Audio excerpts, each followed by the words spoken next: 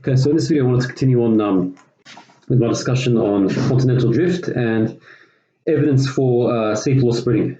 Okay, so let me just draw a diagram. I've got to actually draw a diagram last lesson of what's happening with ocean ridges. Now let's say you've got water here. Okay, and you've got hot magma rising, so rising hot magma. You've got the ocean here. Let's say you've got ocean, you've got land here, so you've got mountains, let's say. So what happens is, okay, when hot magma rises, you get the tectonic plates splitting, right, and they move apart. This is called seafloor spreading. And so new crust is formed as a result of this, because as they move apart, more crust comes up from the earth. The new crust here, okay, and that's subduction of crust under the continent. That's what it's called. So that's that. Now let me talk about supporting evidence of seafloor spreading. Okay, so here's the supporting evidence. There's different types. First one I want to talk about is magnetic stripping.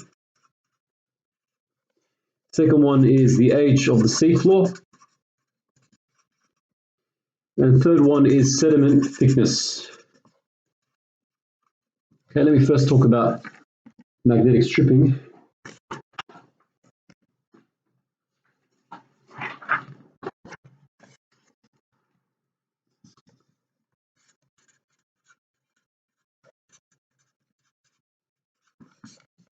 And in the 1900s, scientists discovered many rocks. They discovered that many rocks contained a magnetic mineral called magnetite. Okay, so rocks contain this magnetic mineral called magnetite. Okay, it acts like a compass needle. Okay, anything magnetic acts like a compass needle. It's got poles, north and south pole. Okay, now when molten rock solidifies, so when the liquid becomes solid, becomes hard, all the magnetite particles line up with the Earth's magnetic field. Okay, so in whatever position they were when it solidified, they point in a certain direction. In the same direction, I should say, point in the same direction as Earth's magnetic field. Okay. Now the magnetic stripping around ocean ridges, okay, the direction, I should say, of the magnetic field, the direction of these magnetite particles can be detected with a magnetometer. A magnetometer is a device for measuring magnetic field. Okay. Now during World War II, US Navy magnetometers actually showed that there were bands of alternating strong and weak magnetic fields on the seafloor. Okay, and these bands were actually parallel to the mid-ocean ridges. So let's say the one between America and Europe. This is the ridge. You get magnetic bands parallel to the ridge. Okay, strong and weak bands. Now geologists then found that as they went away from the ridge, the magnetic field preserved in the rocks kept changing direction. So it kept going from north to south. So let's say north, south, top to top. This implies that the Earth's magnetic field, okay, changed every few million years. Okay, because at the time of when the particles froze up and became solid, that was the direction of the magnetic field that they were in. And these patterns of strips of rocks with alternating magnetism is called magnetic stripping. Okay, strips of rock with different forms of magnetic field. Sorry, different strengths. Okay, that's called magnetic stripping. Evidence number one. Let me now talk about the age of the seafloor.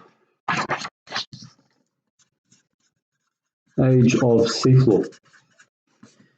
Okay, now the further the rocks of the seafloor were from the ridges, so here's the ridge, further away the rocks were,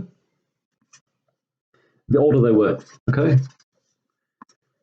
And that's exactly what you expect if new rocks form near the mid-ocean ridge, and then they move outwards from it, okay? So new rocks exist on the ridge, as I mentioned, because as plates move apart, a new plate pops up from the crust, gets older. Okay, that's number 2, really straightforward. Number 3, sediment thickness.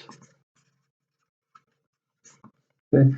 Now, when sedimentary rock layers on the ocean floor were studied, it was found that the layers became thicker as you move away from the ridges. So sedimentary rock, remember, is made up of sediments, pieces, little bits and pieces, okay?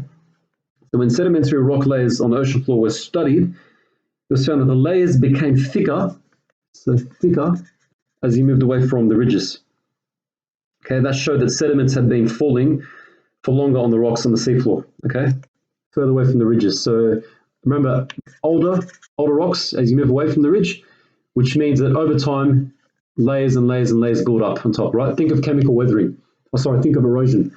Erosion is when on Earth, when you have, let's say, erosion.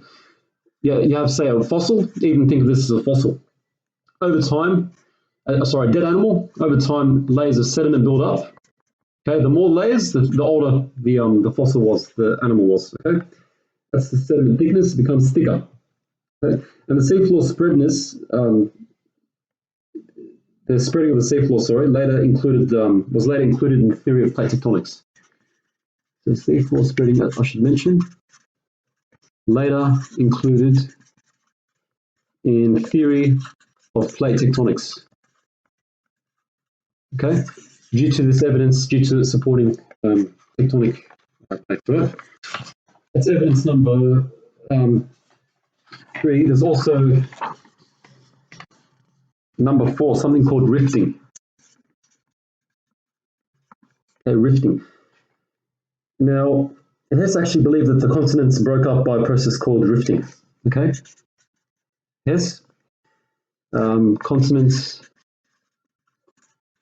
broke up by rifting. What's rifting? Okay. The crust basically cracked, allowing in water from the oceans, right? And then the process of the seafloor spreading occurred. And as new crust formed at the ridges, the continents moved along the ocean floor as it spread away from the ridges, okay?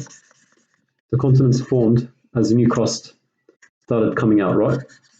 That's rifting.